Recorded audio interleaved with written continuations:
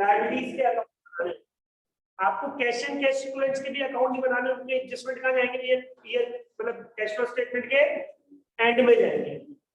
तो सबसे पहले जो हम आज अकाउंट बनाना सीख रहे हैं बेटा वो है accounting for fixed assets. Accounting for fixed assets की अकाउंटिंग को हमने दो पार्ट में डिवाइड किया है। फिक्स्ड एसेट्स की अकाउंटिंग को हमने दो पार्ट में डिवाइड किया है। When fixed assets are maintained at written down value, when fixed assets are maintained at cost, provision for depreciation account is not maintained and provision for depreciation account is maintained. मतलब provision for depreciation account maintain नहीं किया जाता है और provision for depreciation account maintain। मैं आपको एक example से समझा, लाइक दोनों में क्या फर्क है देखिएगा। मान लो 1 जनवरी 2010 को हमने एक एसेट परचेज करी ₹10,000 की और हम डेप्रिसिएशन लगाते हैं 10% per annum straight line method से, राइट।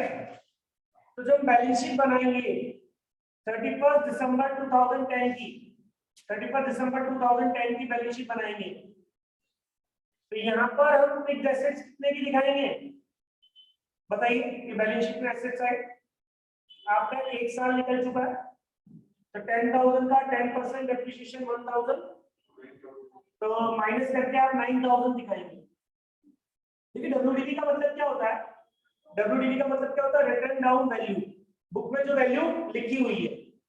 तो ये कहलाएगी 31 दिसंबर 2010 की डब्ल्यूडीवी कहलाएगी। क्या कहलाएगी? 31 दिसंबर 2000। ये बैलेंस शीट 31 दिसंबर 2011। आप यहाँ फिक्स्ड एसेट कितने की दिखाएंगे? 8,000 की दिखाएंगे। देखिए मैं डब्ल्यूडीवी मेथड की बात नहीं कर रहा, मैं तो मैथमेटिकल कैलकुलेशंस की बात नहीं कर रहा। मैथमेटिकल कैलकुलेशंस में आप कंफ्यूज हो कि सर डेप्रिसिएशन 9,000 पे लगना चाहिए, तो डेप्रिसिएशन 10,000 पे लग रहा है या 9,000 पे? जैसे आपने 10,000 पे 10% 1,000 लगाया इस साल भी और अगले साल भी, तो डेप्रिसिएशन किस वैल्यू पे लग रहा है वो इररिलेवेंट है, आप उसको उसकी बची हुई वैल्यू पे दिखा रहे हैं।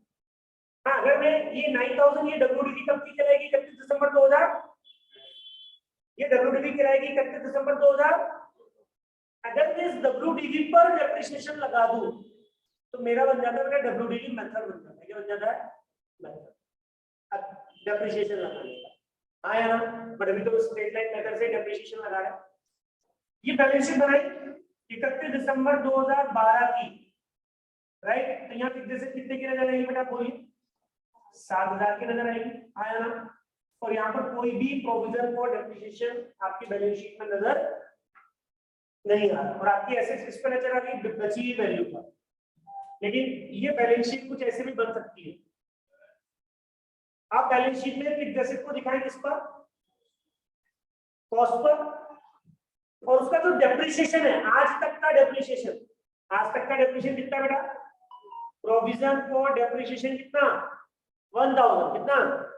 आज तक का डेप्रिसिएशन 1,000 है, तो वो आपने इधर से लेस करने की जगह इधर दिखा दिया लायबिलिटी साइड, राइट।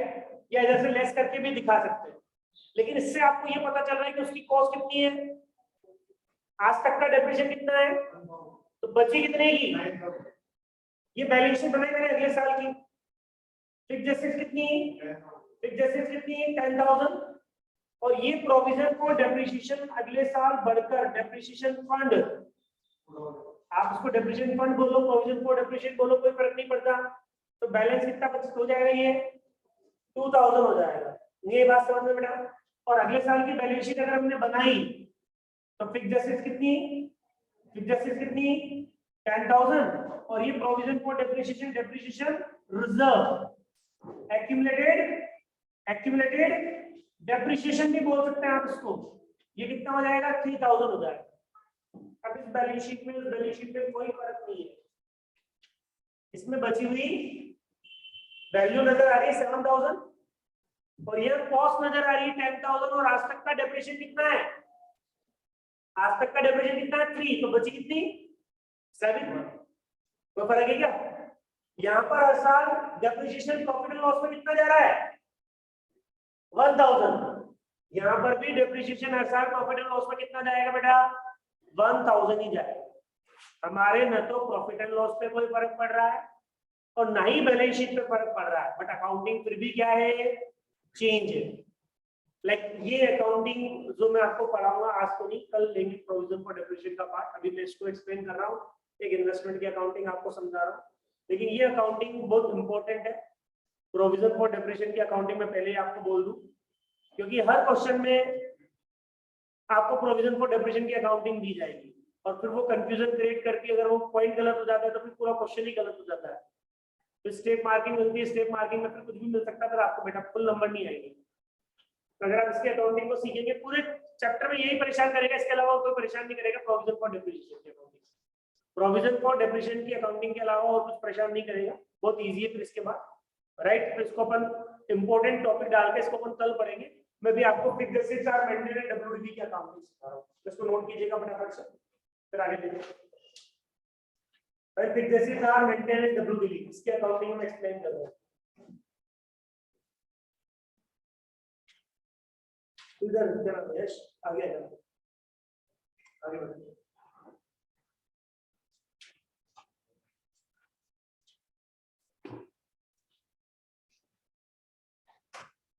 इधर इधर इससे आगे क्या करना है, सीधा इधर देखना पीछे। कौन क्या कर रहा है क्या नहीं कर रहा, इससे क्या लेना है।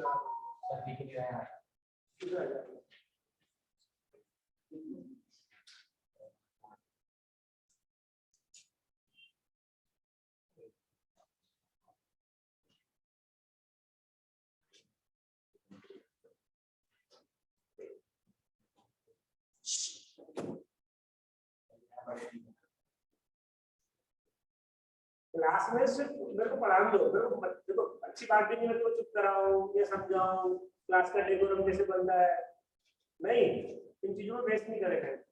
तुम भी पढ़ के फिर भी पढ़ा के टाइम वेस्ट नहीं करो, ठीक है।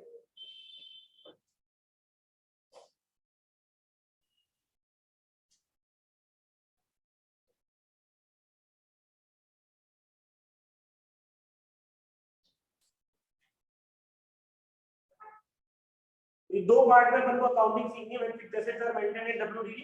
फिक्स्ड एसेट्स और मेंटेनेंस, यहां पर आपको कोई प्रोविजन फॉर डेप्रिसिएशन नजर नहीं आ रहा, यहां पर प्रोविजन फॉर डेप्रिसिएशन नजर आ रहा है, ठीक है। तो ये बहुत इंपॉर्टेंट पार्ट है, मैं बता दूं वापस, चैप्टर का बहुत इंपॉर्टेंट पार्ट है, अकाउंटिंग में मैं आपको एक्सप्लेन करूंगा, राइट, ठीक है ना। तो ढंग से पढ़ लीजिएगा इसको जब भी पढ़ाऊंगा। तो सबसे पहले मैं फिक्स्ड एसेट्स और मेंटेनेंस डब्ल्यूडीवी, ठीक है, मतलब फिक्स्ड एसेट्स की अकाउंटिंग और उसका कैश फ्लो स्टेटमेंट पे क्या फर्क पड़ेगा, कैश फ्लो स्टेटमेंट उसका इफेक्ट कैसे दिखाएंगे आप वो समझते हैं।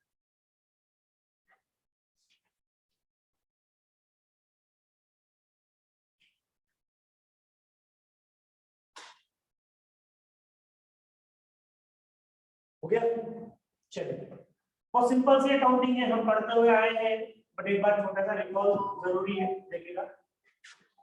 जब भी हम फिक्स्ड एसेट खरीदेंगे, ये एंट्रीज में लिख रहा हूं, अगर पूरे कैश फ्लो स्टेटमेंट में कहीं एंट्रीज नहीं पूछेगा, हमें सिर्फ फिक्स्ड एसेट अकाउंट बनाना है, वो भी वर्किंग नोट में, अकाउंट में नहीं पूछेगा, लेकिन वो वर्किंग नोट में जब तक नहीं देंगे ना, तब तक इंफॉर्मेशन हमारी निकल नहीं पाएगी, ठीक है। तो जब भी हम फिक्स्ड एसेट खरीदेंगे तो एंट्री क्या होगी बेटा, for fixed asset purchase, for fixed asset purchase, fixed asset खरीदने के लिए एंट्री क्या होगी, फिक्स्ड एसेट अकाउंट या टू बैंक अकाउंट, ये परचेज प्राइस से हो जाती है बेटा एंट्री, बताइए आपको, परचेज प्राइस से एंट्री हम करते हैं। सेकंड, फॉर डेप्रिसिएशन चार्ज, अच्छा डेप्रिसिएशन चार्ज करने की एंट्री क्या होगी बोलो, डेप्रिसिएशन अकाउंट या to fixed asset account, depreciation account या टू फिक्स्ड एसेट अकाउंट, आया ना। डेप्रिसिएशन ईयर के एंड में चार्ज किया जाता है हमेशा, बट जब एसेट को आप बेचते हैं तो उस एसेट पर बेचने की डेट तक का डेप्रिसिएशन लगाया जाता है, एंट्री तब भी यही होगी। ये डेप्रिसिएशन ईयर के एंड में कब पहुंच जाता है, प्रॉफिट एंड लॉस अकाउंट में, तो profit and loss account debit to depreciation account for closing depreciation account को क्लोज करने के लिए एंट्री बताइए। ये बात समझ में आया ना? बहुत सिंपल है। चलिए इसके बाद जब आप एसेट बेचते हो, जब एसेट को आप क्या करोगे, सेल करोगे, तो सेल करोगे तो एंट्री क्या होती है, सेल करोगे तो एंट्री क्या होती है, कैश अकाउंट दिया और सेल ऑफ फिक्स्ड एसेट और sale of fixed assets, cash या बैंक अकाउंट दिया, कैश या बैंक अकाउंट दिया टू फिक्स्ड एसेट, और क्या अमाउंट आएगा यहाँ पे बेटा, सेलिंग प्राइस, क्या आएगा, सेलिंग प्राइस आएगी बेटा, आया ना? अब दो बातें, एसेट की सेलिंग प्राइस अगर उसकी WDV से, एसेट की सेलिंग प्राइस उसकी WDV से ज्यादा है तो क्या होगा बेटा, और उसकी सेलिंग प्राइस अगर WDV से क्या है तो क्या हो जाएगा बेटा, लॉस हो जाएगा, आया ना? ये बात समझ में? WDV कब तक देखते हैं, जो जिस दिन एसेट बेच रहे उस दिन कितने की बची है। जैसे आज ही बोले कि हमने यहाँ पर भी दिखा रखी थी 7,000 की एसेट दिखा रखी थी, कितने की दिखा रखी थी, मैंने उसको 6 महीने और यूज कर लिया जुलाई तक, तो जब 1 जुलाई को मैं बेचूंगा तो 6 महीने का डेप्रिसिएशन और लगेगा 500 रुपए, तो उस दिन बैलेंस कितना बचेगा, 6,500। अब उसको मैं 6,000 में बेच रहा हूँ तो 500 रुपए का लॉस है, और अगर मैं उसको 7,000 8,000 में बेच रहा हूँ तो क्या है मेरे लिए, प्रॉफिट है, सरप्लस अमाउंट जो भी आ रहा है, तो उसकी एंट्री क्या होगी, उसकी एंट्री क्या होगी बेटा, देखिएगा, प्रॉफिट एंड लॉस अकाउंट दिया टू फिक्स्ड एसेट। अच्छा किस बात के लिए एंट्री है, ये लॉस की, P&L डेबिट हो रहा है, और प्रॉफिट की एंट्री क्या होगी, फिक्स्ड एसेट्स अकाउंट दिया, फिक्स्ड एसेट्स अकाउंट दिया टू प्रॉफिट एंड लॉस, ये किस बात की एंट्री बेटा, प्रॉफिट की एंट्री है। अब ये एंट्री हमें नहीं लिखनी, कहीं नहीं लिखनी पूरे चैप्टर में, हमें क्या करना है, फिक्स्ड एसेट अकाउंट बनाना है, और इससे जो हमें समझ में आया वो क्या है कि फिक्स्ड एसेट अगर इंक्रीज हो रही है, क्या हो रही है, तो फिक्स्ड एसेट इंक्रीज होने के एक ही कारण है, क्या, परचेज, और फिक्स्ड एसेट अगर डिक्रीज हो रही है तो इसके दो कारण है, डेप्रिसिएशन, और पहला कारण ये नहीं है, दूसरा कारण ये नहीं है, ये बात समझना, सबसे पहले डेप्रिसिएशन मानेंगे और फिर सेल मानेंगे, अगर डेप्रिसिएशन दे रखा है तो फिर सेल लेंगे, ये बात समझना, सेल दे रखी तो डेप्रिसिएशन लेंगे, लेकिन अगर कुछ भी नहीं दे रखा है तो पहले डेप्रिसिएशन, ठीक है। फिक्स्ड एसेट हमारी एसेट है, तो to balance broke down it's opening balance, account बनाना बेटा ये फिक्स्ड एसेट अकाउंट, तो to balance broke down opening balance comparative balance sheet से आप देखकर दिखाएंगे, by balance CD carry down, यहाँ क्या दिखाएंगे आप, क्लोजिंग बैलेंस दिखा देंगे बेटा, हाँ है ना? Fixed asset account debit to, account की दोनों साइड क्या होनी चाहिए, बराबर नहीं है तो बैलेंसिंग फिगर से निकलेगा परचेज सेल डेप्रिसिएशन, तो इधर क्या आता है बेटा, टू बैंक, क्या आता है, परचेज, इधर क्या आएगा, बाय ऑब्लिक P&L लिख सकता हूँ, देखो आप ये depreciation to fixed asset, P&L to depreciation, तो entry P&L to fixed asset तो बन रही है, ऑब्लिक P&L लिख सकता है। ये डेप्रिसिएशन ध्यान देना, ये depreciation charge during the year का, जो आपने इस साल चार्ज किया है, पिछले सालों का नहीं है, जो during the year profit and loss में किया है वो है डेप्रिसिएशन।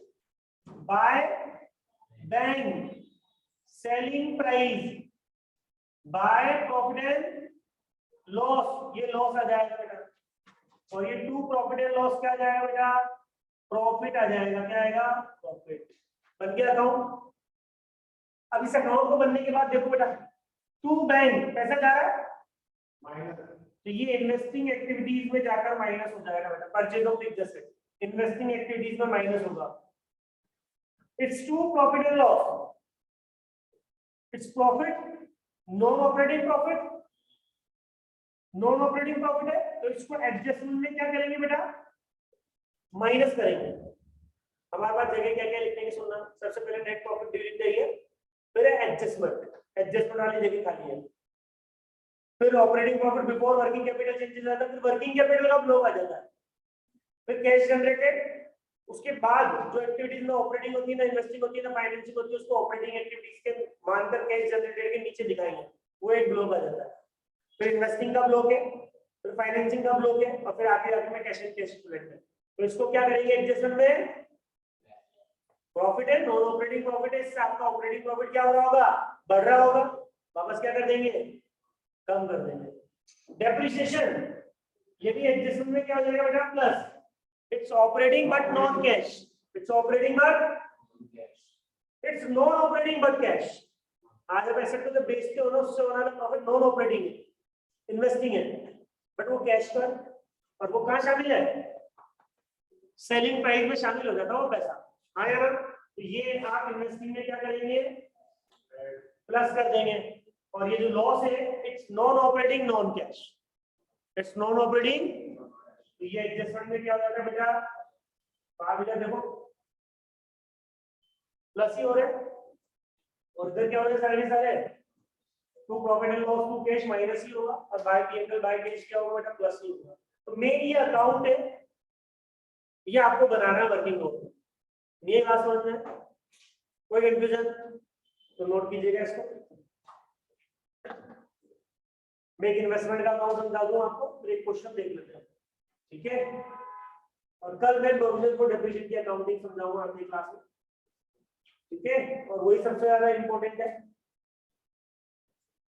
क्योंकि वही आपको क्वेश्चन में परेशान करेगी।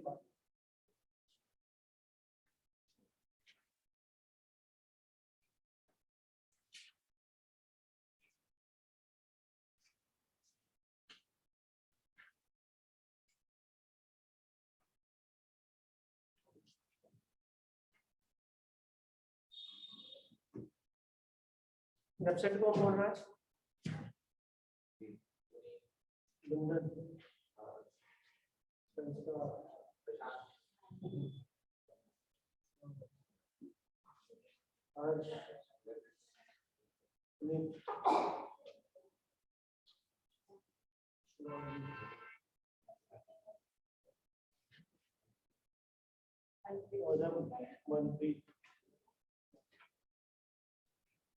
वॉइस में और कोई याद आ रहा है इसको?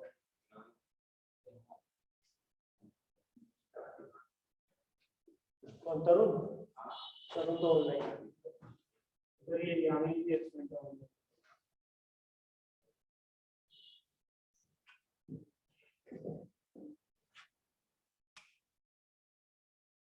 अभी भी कोई दो तीन वेबसाइट है,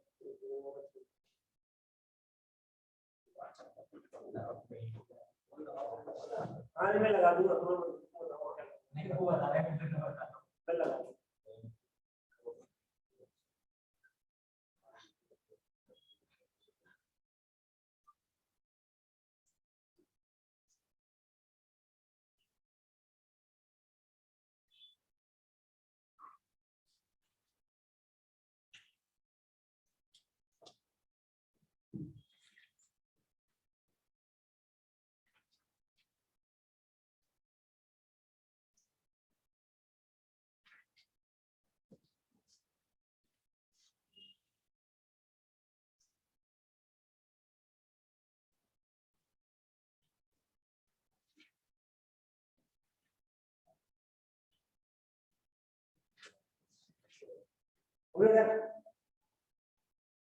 नहीं अकाउंट ड्रॉ करना है आपको, है ना।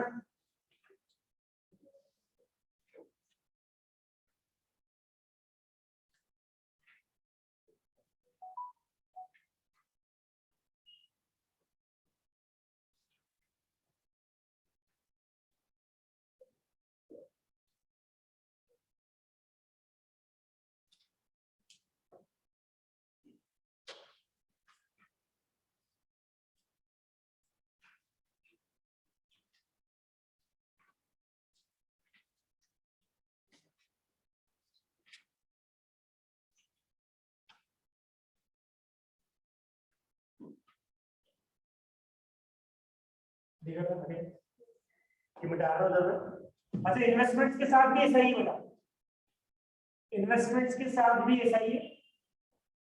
हाँ बस इधर जानना है, इन्वेस्टमेंट्स अगर इंक्रीज होते हैं क्या होता है, और मैं ये इन्वेस्टमेंट कौन सी बात कर रहा हूँ बेटा, long term short term, long term short term तो कैश एंड कैश। इन्वेस्टमेंट अगर इंक्रीज होते हैं तो क्या है बेटा, और डिक्रीज होंगे तो क्या है, उस पर डेप्रिसिएशन नहीं लगता, ध्यान देना। और सेल पर क्या होता है, प्रॉफिट और लॉस होता है, आया ना। इन्वेस्टमेंट के साथ ये ट्रांजेक्शन होगी, तो जब हम इन्वेस्टमेंट अकाउंट बनाएंगे क्या बनाएंगे बेटा? ये इन्वेस्टमेंट अकाउंट, तो उसकी पोजीशन कुछ ऐसी होगी, ठीक है केशव? ओके उत्कर्ष, ये नहीं हो ऊपर नोट कर लिया ये एंट्रीज। तो इन्वेस्टमेंट्स का अकाउंट कुछ इस तरीके से होगा बेटा, देखिएगा ये इन्वेस्टमेंट का अकाउंट, इन्वेस्टमेंट का अकाउंट कुछ इस तरीके से होगा। ये investment to balance broke down, कौन सा बैलेंस? Opening balance. इन्वेस्टमेंट भी ऐसे भी होती है बेटा, लायबिलिटी के बैलेंस इधर चलेंगे, by balance broke down and to balance CD, और इन्वेस्टमेंट का बाय बैलेंस सीडी ये क्लोजिंग बैलेंस आया ना। Investment account debit to bank, to किस बात के लिए बेटा? ये परचेस के लिए, इसके लिए यहां कोई भी डेप्रिसिएशन नहीं आएगा, सीधे आएगी सेल प्राइस, क्या आएगी? और बाय प्रॉफिट एंड ये आएगा लॉस, और ये टू प्रॉफिट एंड लॉस क्या आएगा निकल कर बेटा? Profit. Investment to PNL, PNL to investment. अगर आप उसकी बुक वैल्यू से ज्यादा में बेच रहे हैं तो प्रॉफिट है, बुक वैल्यू से कम में बेच रहे हैं तो क्या है? लॉस। तो ये कहां जाएगा बोलो? ये कहां जाएगा? इन्वेस्टिंग में minus purchase of investment, purchase of investment, investing activities में क्या हो जाएगा? Minus two profit and loss, ये एडजस्टमेंट में क्या हो जाएगा? Minus profit on sale of investments, non operating but cash. Non operating item में आपका ऑपरेटिंग प्रॉफिट बढ़ रहा होगा बेटा, माइनस कर देंगे, क्या कर देंगे? और ये by time sale of investment, ये इन्वेस्टिंग में जाकर क्या हो जाएगा बेटा? इन्वेस्टिंग में जाकर क्या हो जाएगा? प्लस हो जाएगा sale of investment, sale of, ये एडजस्टमेंट में जाकर क्या हो जाएगा बेटा? प्लस हो जाएगा। हाँ या ना? ये एडजस्टमेंट में जाकर प्लस हो जाएगा, कोई दिक्कत? तो ये अकाउंटिंग हमने देखी आज, इन्वेस्टमेंट की अकाउंटिंग और फिक्स्ड एसेट्स की अकाउंटिंग। फिक्स्ड एसेट में भी सिर्फ एक पार्ट बिना प्रोविजन फॉर डेप्रिसिएशन वाला, मतलब आपको क्वेश्चन में बैलेंस शीट देखकर ही पता लग जाएगा कि प्रोविजन फॉर डेप्रिसिएशन की अकाउंटिंग करनी है या, अगर बैलेंस शीट में प्रोविजन फॉर डेप्रिसिएशन दे रखा है तो प्रोविजन फॉर डेप्रिसिएशन वाली अकाउंटिंग होगी, और अगर नहीं दे रखा है तो फिर डब्ल्यूडीवी वाली अकाउंटिंग होगी बिना प्रोविजन फॉर डेप्रिसिएशन के। उसकी लिए एंट्रीज मैंने भी आपको सिखाई है, प्रोविजन फॉर डेप्रिसिएशन वाली अकाउंटिंग कल सीखेंगे। नहीं मुझे बुक दीजिएगा 10 सेकंड।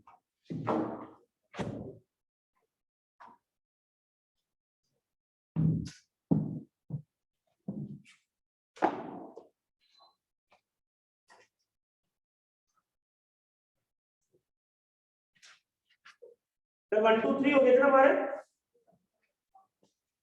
चलिए क्वेश्चन नंबर 4 निकालिए, इसको नोट करने के बाद। क्वेश्चन नंबर 4 इसको नोट कर ले आराम से।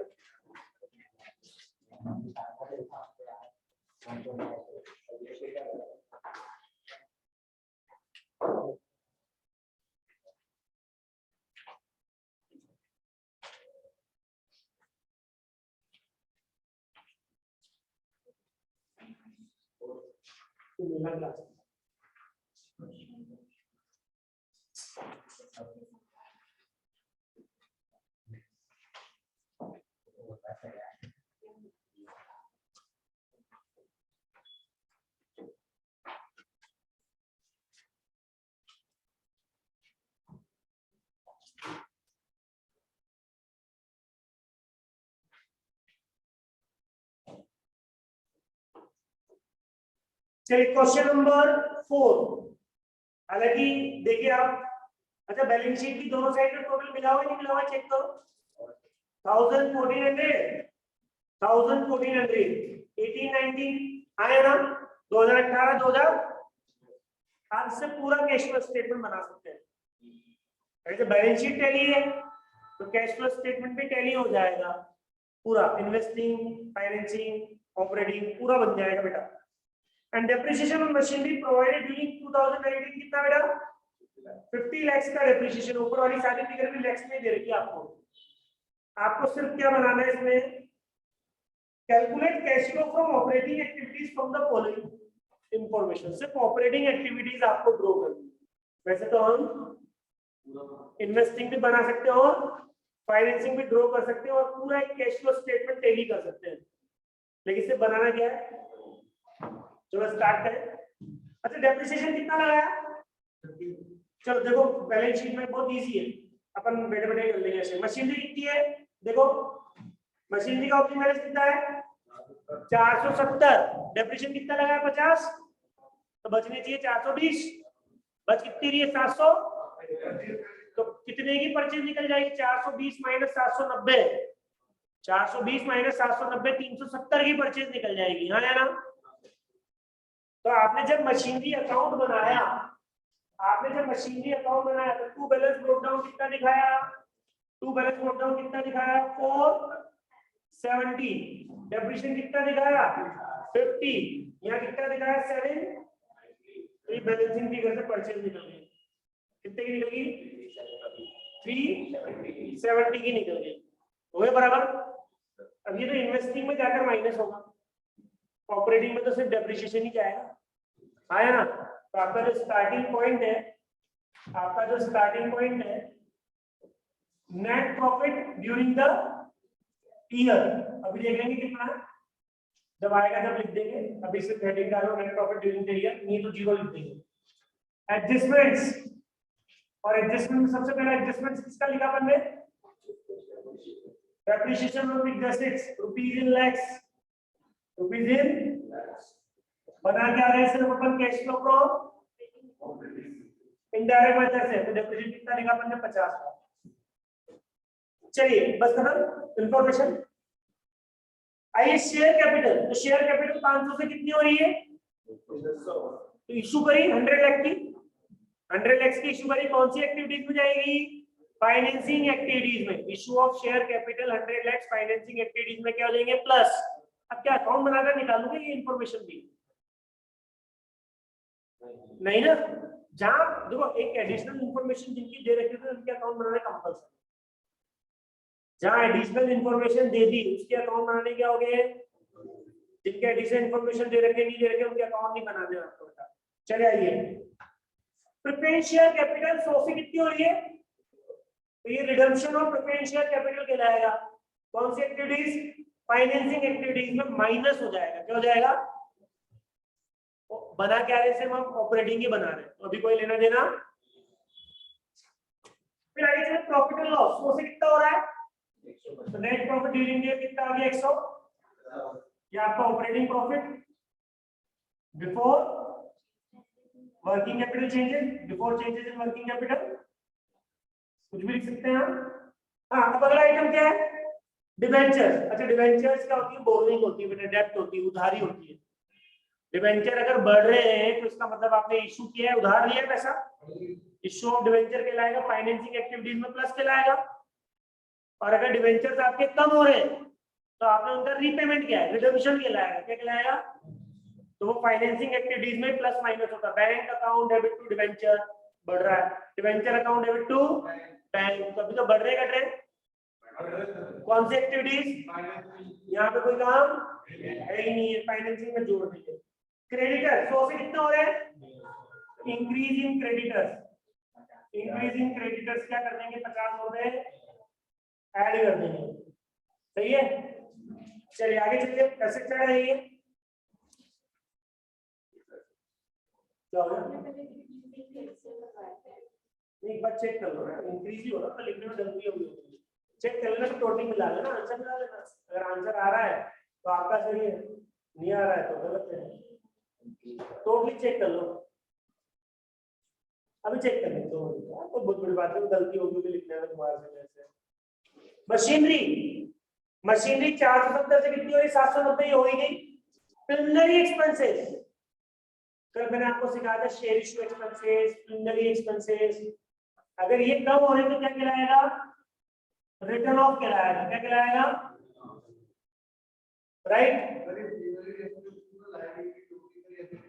नहीं preliminary expenses liability, asset side का बेटा फिक्टिशियस एसेट है,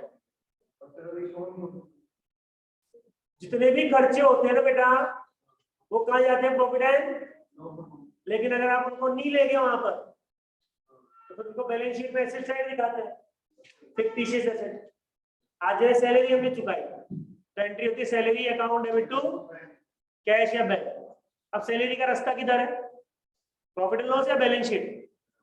तो एंट्री होनी चाहिए profit and loss account debit to, लेकिन हमारे पास में प्रॉफिट नहीं था, अकाउंटेंट ने कहा प्रॉफिट नहीं है, इसको सैलरी को आप इस साल राइट ऑफ मत करो, इस साल पीएनबी मत ले जाओ, कहाँ ले जाओ, अगले साल ले जाओ उसको, अगले साल राइट ऑफ करेंगे। तो फिर उसको कहाँ ले जाना पड़ेगा, बैलेंस शीट में एसेट साइड, एसेट साइड के रास्ते अगले साल ले जाना पड़ेगा, फिर अगले साल जाके राइट ऑफ करेंगे। तो वो कोई एसेट थोड़ी ना होगी हमारी, वो क्या कहलाएगी, फिक्टिशियस एसेट्स क्या कहलाएगी।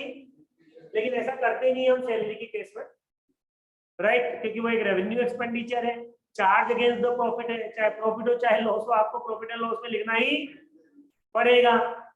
लेकिन जो कैपिटल एक्सपेंडिचर्स होते हैं उनको हम धीरे धीरे क्या करते हैं, अमोर्टाइज करते हैं, धीरे धीरे राइट ऑफ करते हैं। तो प्रिलिमिनरी एक्सपेंसेस एक कैपिटल नेचर का एक्सपेंडिचर है, उसको धीरे धीरे राइट ऑफ करते हैं। ये खर्चा ही जाना प्रॉफिट एंड लॉस नहीं है, बट एक साथ नहीं ले जा सकते, उसको टुकड़ों में ले जाते हैं। समझना की बात, तो फिक्टिशियस एसेट कहलाएगी। तो ये प्रिलिमिनरी एक्सपेंसेस रिटर्न ऑफ कहलाएगा। कितना राइट ऑफ किया, 10। कोई दिक्कत, अकाउंट बना के समझाओ क्या? चलिए, स्टॉक कितना, 80 से 120, इंक्रीज इन स्टॉक कितना हो जाएगा, ये माइनस कर देंगे 40। फिर आगे चले, डेटर, डेटर कितने हो रहे 100 से, तो इंक्रीज इन डेटर्स क्या हो जाएंगे, ये माइनस हो जाएंगे 50, आया ना। फिर कैश और बैंक आ गया, कैश एंड कैश इक्विवेलेंट आ गया, उसका यहाँ काम नहीं है, तो लगाओ उसका टोटल कितना, 150, 200, 210, 210 में से ये गया 170 आया। अब आप उसको नाम रखेंगे cash generated from operating activities, right, less कर दो टैक्स पेड, फॉर्मेट पूरा बनाओ, ये 170 यहाँ छोड़ दो तो कोई दिक्कत नहीं है, पर लेस टैक्स पेड ए क्या आ जाएगा, net cash from operating activities. ये बात समझना, क्या गलती की थी, साइन, ठीक है ना, हाँ ना, बात समझ गई, इसमें कोई कंफ्यूजन, इजी था क्वेश्चन, कोई कंफ्यूजन नहीं आना चाहिए।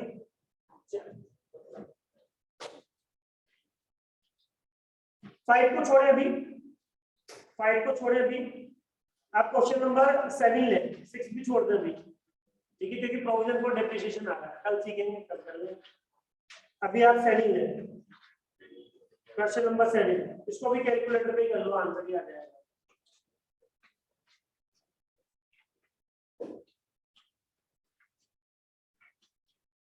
पीछे समझ में आ रहा है करंट,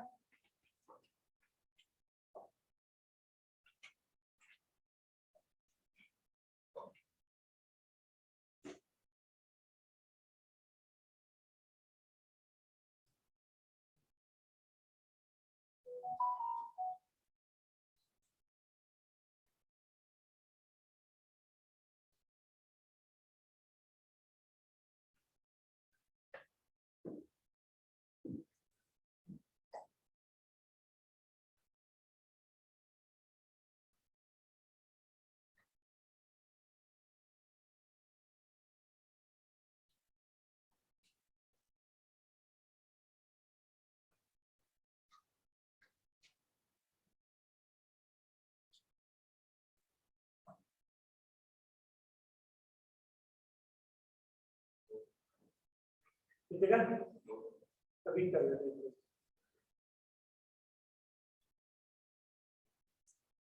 करे सर,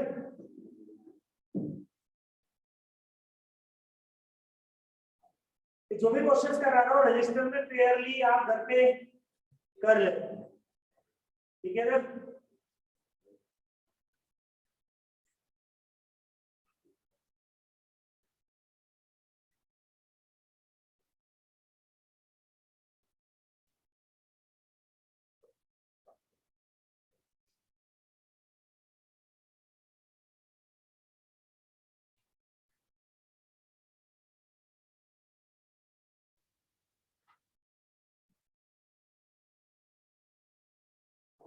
लेस टैक्स पेड 0 और net cash from operating activities, format याद रखना बेटा।